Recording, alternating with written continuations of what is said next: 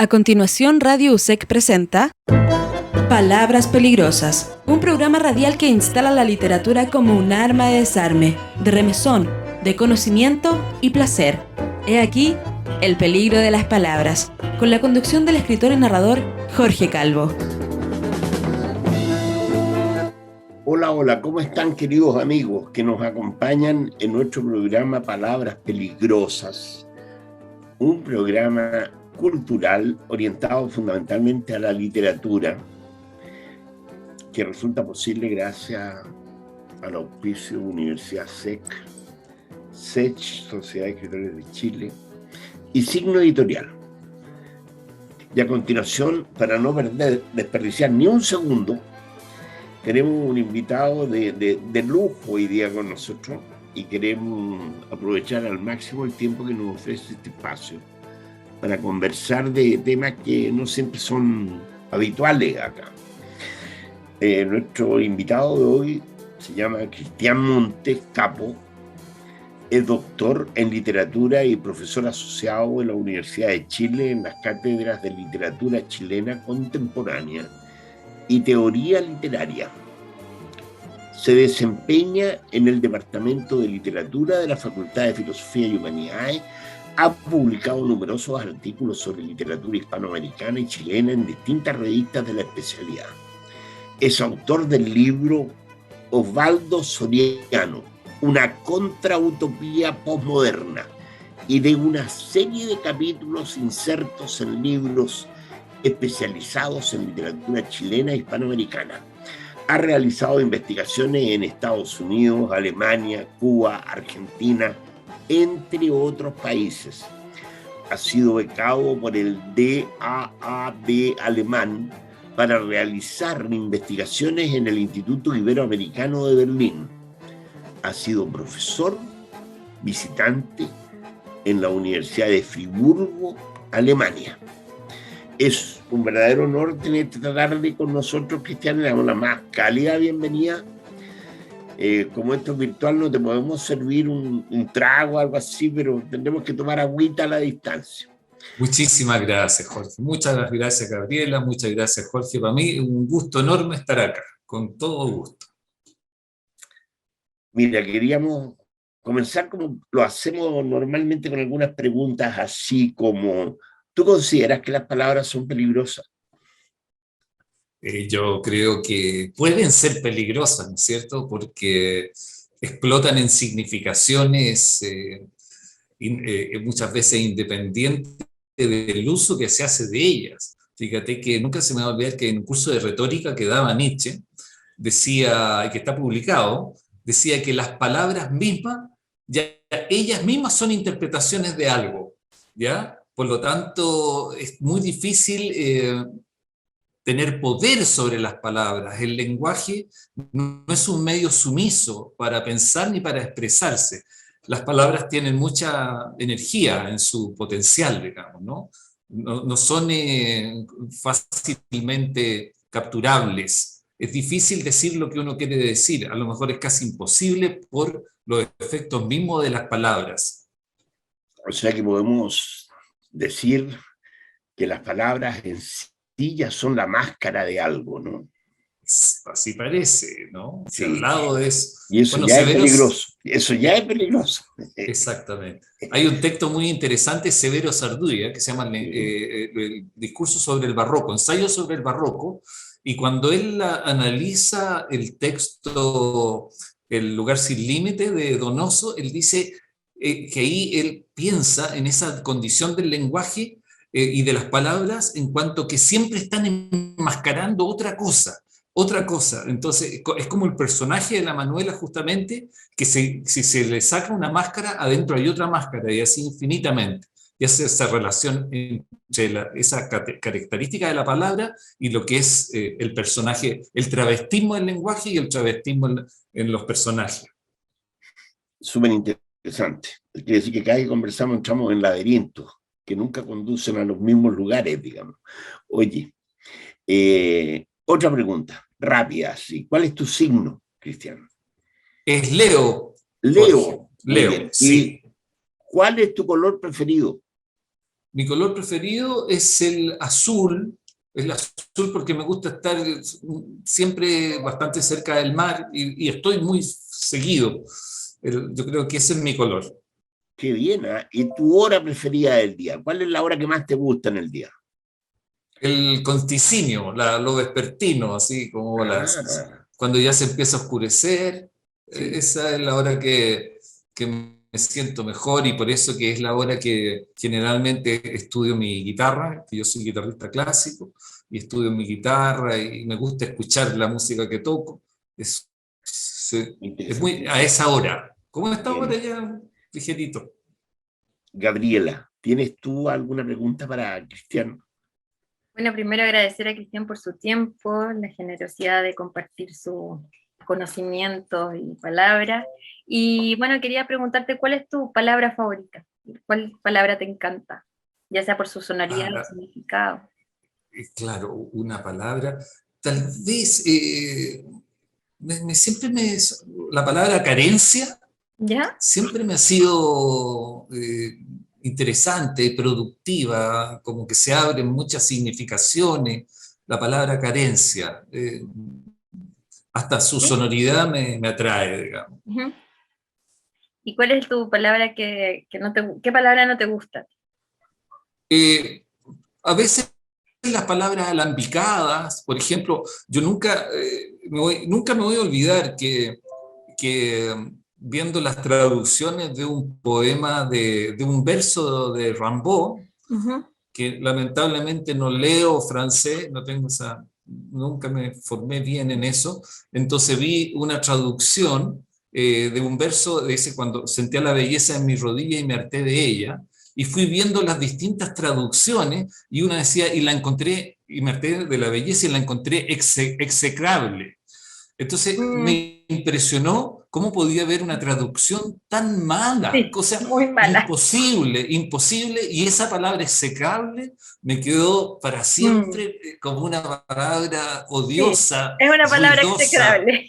Es una palabra. claro, Sí, sí, una tienes palabra razón. punzante, Sí. punzante. Sí. Mm, sí. Cuéntame, Cristian, ¿y es que estás en este minuto? Bueno, en general, bueno, hago las clases de teoría Ujú. literaria en el posgrado y en el pregrado en este semestre hago un curso que se llama La violencia en la narrativa chilena postdictadura. Y en los Ya. primeros semestres hago grandes narradores, que se llaman, Ujú. grandes narradores chilenos, y ahí me muevo en esas áreas y mientras tanto siempre investigando algo, escribiendo. Estoy tratando de hacer una relación entre literatura y música para juntar mis dos intereses Ujú. algunas cosas han salido, ya he hecho, o también literatura y pintura, por ejemplo, estudiando la obra de Adolfo Kuh.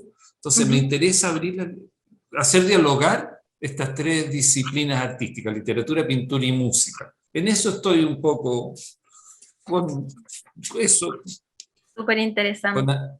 ambiciones muy humildes en el sentido, pero me gusta hacerlo, porque tengo un interés por esas otras áreas también, la música y la pintura, desde mi adolescencia. Entonces no es un interés de estos últimos años solamente.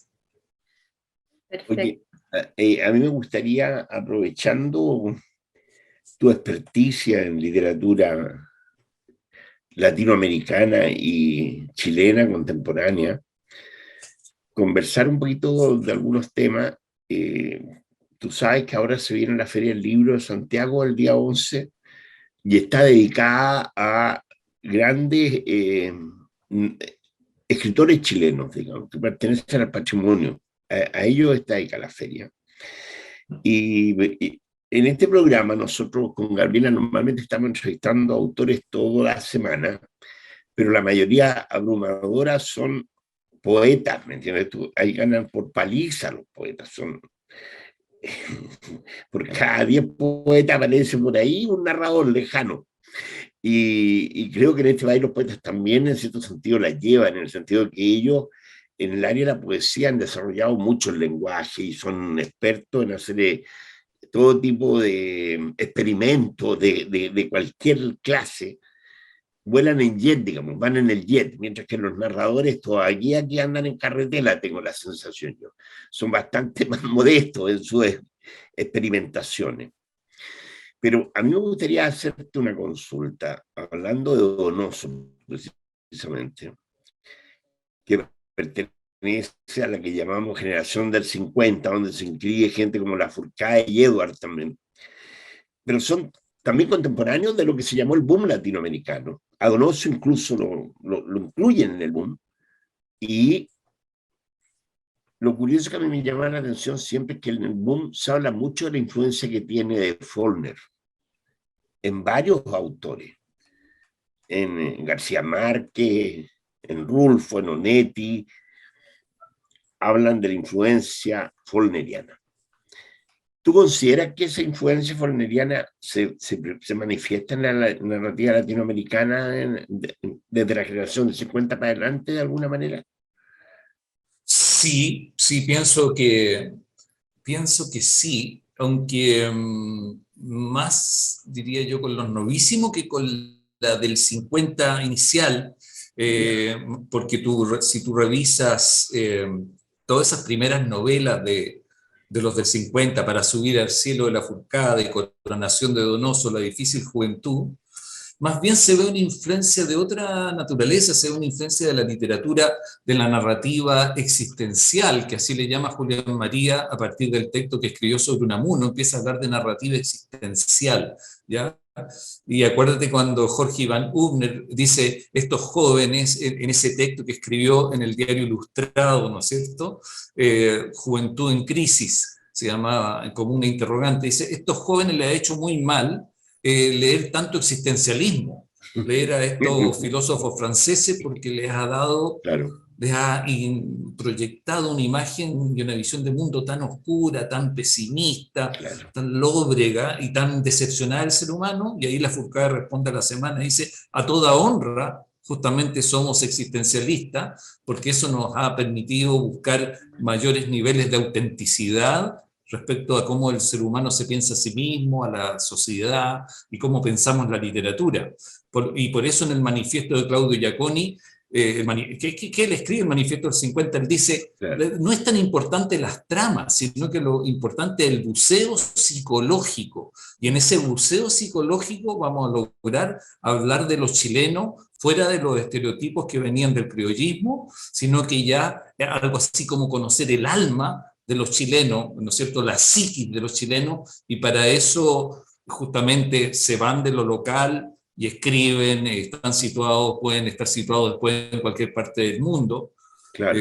Por ejemplo, Alberto Heidemann tiene una novela que se llama Una señorita en París, que está ambientada en París. O sea, tratan de salir de lo local para abrirse a lo anterior, al mundo. Y los novísimos, claro, ahí hay una influencia más de Faulkner, porque también hay en las formas narrativas, ¿no es cierto? No solamente Sí. en los temas, sino que en el cómo En las escribir, estructuras, en las estructuras narrativas, claro. Eso, es justamente eso, en las tensiones del lenguaje, en el tensionar el lenguaje, el buscar y ensayar, algo que a la generación del 50 no le interesaba mucho, porque en el sentido que este ensayo, por ejemplo, ensayar formas discursivas distintas, ¿ya? Experimentaciones en el paso de la voz, en la configuración de varios narradores, en algo que se va a ir conjugando y que en Cortázar va a adquirir una tremenda fuerza, que es la indeterminación de lo real. Sí. Un lenguaje lleno de dispositivos de indeterminación, ¿no es cierto?, que van llenando de ambigüedad aquello que se llamaba realidad. Acuérdate que José Donoso decía, yo cuando empecé a escribir me encontré con dos fantasmas, uno, el criollismo, ¿no es cierto?, y por otro lado, la novela socialista de claro. Nicolás Guzmán, y yo, para decir lo que quería decir, necesitaba otro lenguaje, llevar al límite esos dos lenguajes no me era suficiente, sino que tener que crear una manera distinta de decir el mundo, y por eso el irrealismo se empieza a conjugar muy fuerte, Y en eso, en esa característica, la indeterminación, la ambigüedad, Faulkner es muy importante, como también las formas discursivas para que esa indeterminación se inscriba en los textos. Oye, a mí yo tuve la impresión, a lo mejor es muy personal, de que la literatura chilena estuvo más largo rato abastecida o bebiendo de la francesa, más que de la norteamericana. Y ahí hay una, digamos, forma muy distinta de ver y enfrentar la literatura. Pero después de la generación del 50 van a aparecer los novísimos. Y cuando los novísimos se levantan, digamos, con gente como Skármeta, Dorfman o Polidela, no hay varios, el Mono Olivares, Jerez, Ramiro Rivas, que todavía anda por ahí dando vueltas. A quien le hago un saludo, le envío de acá. Ellos van a buscar esto que ellos llamaron el lenguaje coloquial, el lenguaje de la calle, y está muy tomado de on the road, de los consejos del decálogo de Jack Kerouac. Escribe visceralmente de lo que te nace. Eso es como dejar un poco fuera a Faulkner, ¿eh? Es como salir de Faulkner.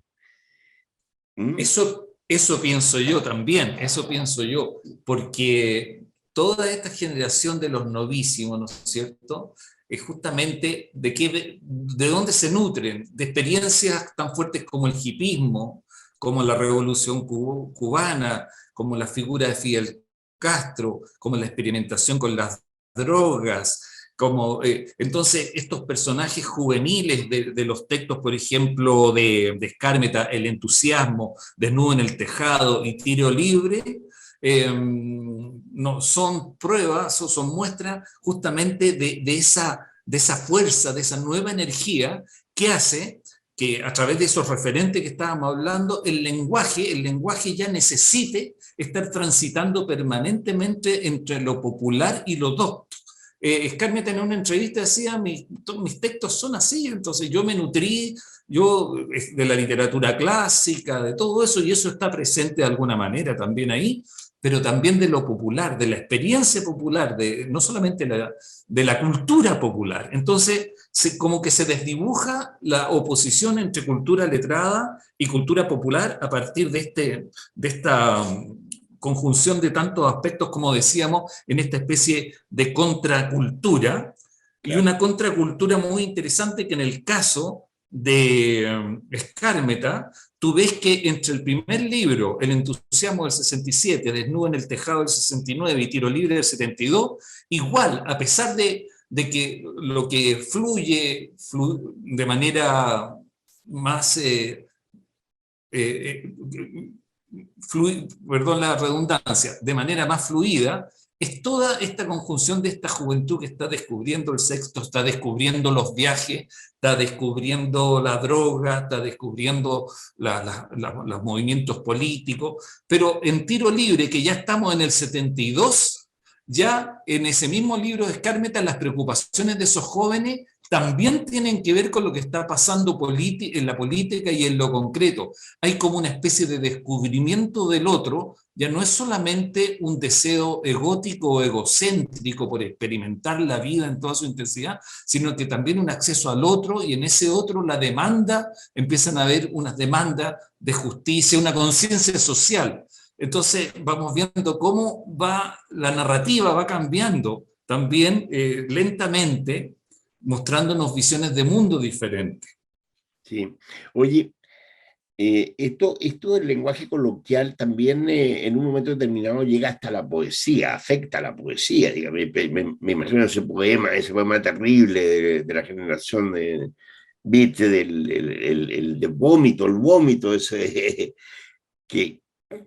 O el grito, claro. El aullido, creo que el aullido, claro. El aullido. Que fue muy leído acá, además. Sí, y yo creo que tiene influencia sobre Parra también. Yo creo que mucho de Parra viene de esa parte.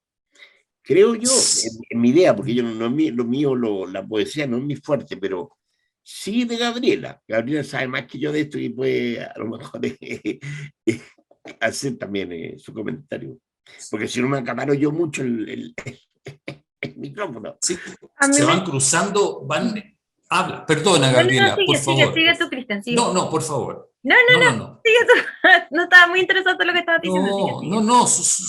Que estabas diciendo que se estaba solamente cruzando. sumarme a lo que decía Jorge, que aparecen distintas hablas, que en el lenguaje poético también se evidencia, distintas hablas, que son distintos registros de habla también. Entonces no es solamente que lo serio, no es solamente lo letrado y lo popular, sino que lo serio y lo cómico, digamos, ¿ya? Con toda una carnavalización del lenguaje, la sátira, justamente eso, ¿no? Toda una dimensión satírica, carnavalesca del lenguaje, como si cualquier elemento de seriedad a nivel de contenido también tuviera inmediatamente su doble, su opuesto, digamos, en aquello que corroe esa seriedad. Por ejemplo, la ironía, la tremenda fuerza que tiene la ironía, ¿ya? Y todo en ese tiempo, en ese momento. Gabriela, ¿tú qué piensas respecto a eso de la poesía también? Por favor. No, yo creo que fundamentalmente son lenguajes o formas de usar la palabra como recursos expresivos que quieren. Entonces, no es raro que se crucen, que se conecten. O sea, es como inevitable, pienso yo. Es inevitable, más que tú, o sea, tú bien lo sabes, que incluso estás tratando de ver cómo se fragua también en esto la música, la pintura. Creo que hay una muy mala costumbre creo yo, de segmentar mucho los lenguajes artísticos, ¿verdad? Según yo, están todos interconectados de alguna manera. Sí, y eso, Gabriela, entra cruza estos distintos ropajes estéticos, digamos, ¿no? de la pintura o del sonido, de la palabra, porque, por ejemplo, en la narrativa de los novísimos, vemos la música que está presente. Siempre está sonando la música, en este caso el rock, ¿no es cierto? El rock, la música del rock. Aparece la música cumpliendo una función que enriquece justamente las características de ese mundo y las características de los personajes. Eso me parece muy interesante que se puede apreciar, como en otras narrativas, no sé, con la María Luisa Bombal, los personajes escuchan otra música, o la generación del 50 escuchamos otro tipo de audición, o el paisaje sonoro también va cambiando según van cambiando los estilos literarios, digamos. También va cambiando el paisaje sonoro que está instalado, que se despliega en la escritura. Muy interesante, oye, Cristian. Fíjate que ahora, llegando finalmente a lo que fue el boom con Cortázar, pareciera que la generación que sigue, la que viene después de la novísima, la generación que llamamos aquí de los 80, la que se forma en tiempos de la dictadura, tiene mucho más influencia de Cortázar. De todos los escritores del boom, pareciera que Cortázar fue el que causó más estrago en esto. Es la impresión que yo tengo, y lo veo, por ejemplo, en Bolaño. A Bolaño lo consideran un poco menos que un seguidor de Cortázar, ¿no? ¿Qué impresión tienes tú respecto a eso? Yo creo lo mismo, fíjate. Yo creo que de los escritores del boom, el que ha seguido resonando, por ejemplo, en la generación del 80, el que más ha resonado ha sido la figura de Julio Cortázar. Por tantas razones, no sé, a nivel contenido, por ejemplo, a nivel de contenido, él, si tú lees sus cuentos, por ejemplo, Puta Asesina, El Gaucho Insufrible, Llamadas Telefónicas, tú te das cuenta que siempre el horizonte un poco, no siempre, pero siempre el horizonte histórico que está ahí como telón de fondo en la dictadura y todo lo que significó, por ejemplo, en el cuento del Ojo Silva se puede apreciar muy bien esto, la pulverización de los sueños que se tenían revolucionarios, los sueños de un cambio social fuerte, importante, Y ahí, en ese mismo cuento, en El Ojo Silva, él dice que él es de esa generación. Es, como es muy cercano a la generación del 80, ¿no es cierto? La generación de los sueños perdidos, ¿no es cierto? Entonces, como dice personaje, dice el personaje fracasado, pero que a pesar de todo, ¿no es cierto?, se levantan y siguen adelante, se levantan y siguen adelante, aunque eso signifique la locura. Hay muchos personajes que enloquecen también en los cuentos. Por otro lado, está el tema de esta sensación que tienen los personajes, la experiencia que tienen los personajes de una carencia muy constitutiva, justo la palabra carencia, que, por ejemplo, el profesor Cano de la Católica le llama la novela de la orfandad. Esa orfandad que tú aprecias en muchos escritores de la generación del 80, ¿no es cierto? No, bueno, tanto Roberto Rivera, Diego Muñoz, tú mismo, Jorge, y tantos otros, ¿no es cierto?, Antonio Stornol, la idea de la pérdida del padre, pero el padre no solamente el padre biológico, no solamente a lo mejor el padre que sufrió los avatares de la dictadura, sino que el padre como entendiendo una paternidad que da cobijo, como algo así como relatos históricos, políticos, que por ejemplo, la idea de un cambio, del sueño revolucionario, también se carece de eso, entonces son sujetos carentes. Entonces, esa carencia que se ve en los personajes de Bolaño es muy productiva en los mundos creados por los escritores de la generación del 80. Como también, por ejemplo, es muy apreciado esta condición del mundo representado en las novelas de Bolaño y de los personajes. Por ejemplo, como decíamos eso, personajes que vagan, resuena mucho el pensamiento sociológico y filosófico actual en sus novelas. No digo imponerle a las novelas modelos para interpretarlas, no, pero si tú lees, por ejemplo, los libros de Zygmunt Bauman, sobre la globalización, o sobre la posmodernidad, por ejemplo, sobre el mundo fluido, ¿cómo le llama? Donde todo, como decía Marshall Berman, todo se desvanece en el aire, nada queda, nada cuaja. Incluso el concepto de identidad mismo ha entrado en crisis porque todo se lo lleva todo este fluir, este dinamismo que cruza todo.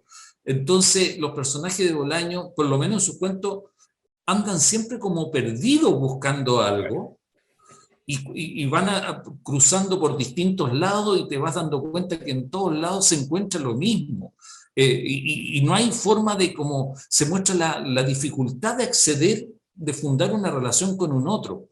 En una entrevista, Bolaño dice, cuando uno está mal, el otro es un fantasma. No hay forma de comunicarse porque tu dolor y tu conflicto llena todo tu mundo interno, tu deseo de abrirte al otro se hace casi tremendamente dificultoso.